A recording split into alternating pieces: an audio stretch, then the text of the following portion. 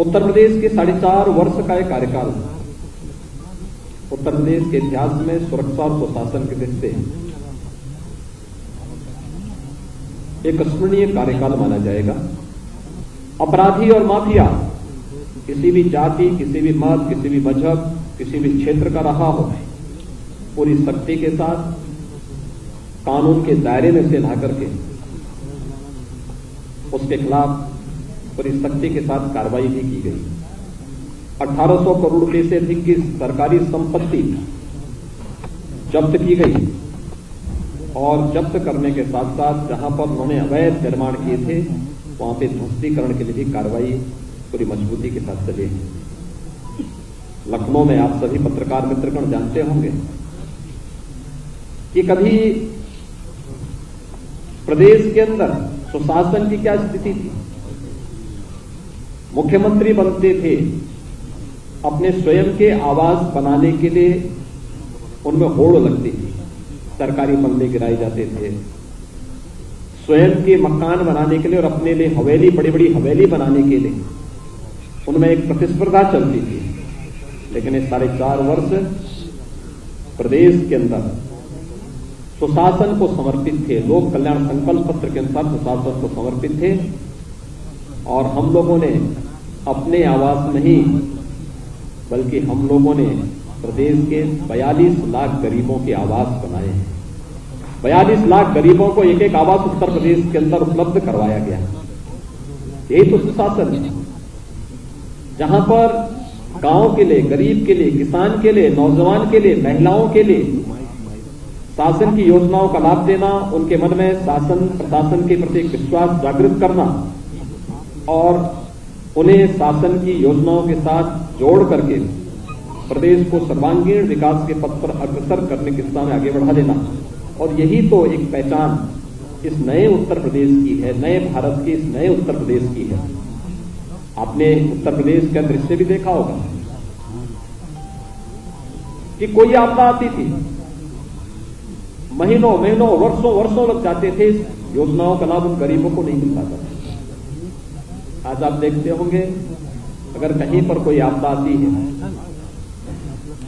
सरकार बचाव का पूरा उपाय करती है, पूरा प्रयास करती, फिर भी जनधन की हानि होती है तो पीड़ित परिवारों को समय से इसका कंपनसेशन मिल सके 24 घंटे के अंदर उन्हें देने का प्रयास करती है। सरकार की संवेदना हर एक स्तर पर देखने को मिलती है। डीबीटी के माध्यम से पिछले 4.5 वर्ष के अंदर हमारी सरकार ने 5 लाख करोड़ रुपए से अधिक की धनराशि प्रदेश के नौजवानों के पास, प्रदेश के गरीबों के पास, प्रदेश के महिलाओं के पास, प्रदेश के किसानों के पास देने का कार्य किया। प्रदेश के अंदर पारदर्शी भर्ती की प्रक्रिया को आगे बढ़ाया। 4.5 लाख नौजवानों को प्रदेश के अंदर सरकारी नौकरी दी गई। किसी भी नौकरी में किसी प्रकार का कोई भेदभाव नहीं, चेहरा देख करके नहीं, प्रदेश के अंदर योग्यता के आधार पर रिजर्वेशन के नियमों का पालन करते हुए प्रदेश के हर नौजवान को उसका हक देने का कार्य प्रदेश के अंदर किया गया था। ये सभी नियुक्तियां वर्षों से लंबित थी,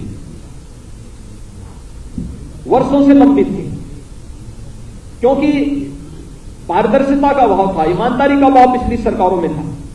सुरक्षा का बेहतर वातावरण बना तो प्रदेश के अंदर निवेश भी बड़ी पैमाने पर आया।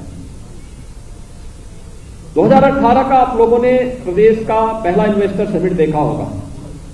देश का हर उद्योगपति आया था और आज प्रदेश के अंदर पारदर्शी कार्य पद्धति, त्वरित निर्णय लेने की क्षमता का परिणाम है कि देश और दुनिया का हर उद्योगपति प्रदेश के अंदर निवेश करने के लिए उत्सुक है। ईज ऑफ डूइंग बिजनेस यानी व्यवसाय की सुगमता में उत्तर प्रदेश ने एक लंबी छलांग मारी है। इस उत्तर प्रदेश में 2015-16 में ईज ऑफ डूइंग बिजनेस में 14वें स्थान पर था और आज मुझे बताते हुए प्रसन्नता है, Uttar Pradesh ease of doing business में देश के अंदर नंबर 2 स्थान पर है। 3 लाख करोड़ रुपए से अधिक का निवेश उत्तर प्रदेश में हम लोगों ने कराया और कोरोना कालखंड में तो आपने देखा होगा देश की पहली डिस्प्ले यूनिट उत्तर प्रदेश में स्थापित हुई और वह निवेश भी हमारे यहां कहां से आया था? चीन से आया। चीन से निवेश भारत में और भारत में उत्तर प्रदेश में हो, ये उत्तर प्रदेश के लिए एक उपलब्धि थी। और इस प्रकार के तमाम निवेश उत्तर प्रदेश में हुए। निवेश केवल हमारे लिए निवेश तक सीमित नहीं था, हमारे नौजवानों के लिए नौकरी और रोजगार का भी माध्यम था।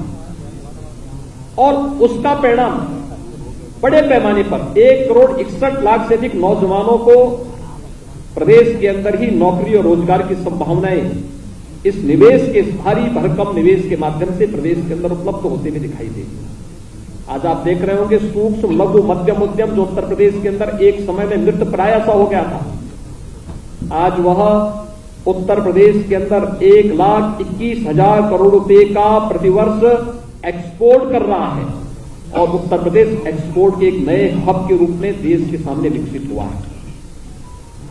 उत्तर प्रदेश में परंपरागत कारीगर और हस्तशिल्पियों को प्रोत्साहित करने के लिए विश्वकर्मा श्रम सम्मान के माध्यम से भी स्वतः रोजगार की ढेर सारी संभावनाएं बढ़ी। उनके प्रशिक्षण, उन्हें टूल किट उपलब्ध कराना और व्यवस्थित रूप से उन्हें अपने आत्मनिर्भर भारत के आदरणीय प्रधानमंत्री जी के लक्ष्य को प्राप्त करने के लिए प्रेरित करना, विश्वकर्मा श्रम सम्मान इस दिशा में बेहतरीन रूप से कार्य कर रहा है।